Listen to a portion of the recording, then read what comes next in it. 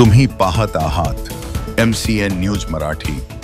अकोला जिल्ह्यातील तेल्हारा तालुक्यातील अडगाव बुद्रुक लगतच्या सातपुडा पर्वताच्या पायथ्याशी असलेल्या नरनाळा वन विभागांतर्गत येणाऱ्या खैरखेड या गावात गेल्या 8 दिवसांपासून 2-3दा नजरेस पडलेल्या वाघामुळे दहशत निर्माण झाली आहे।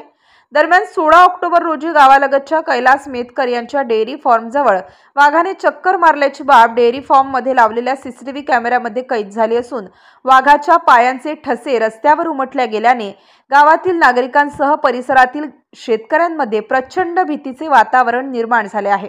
यामुळे शेतमजुरांमध्ये प्रचंड दहशत निर्माण झाली आहे।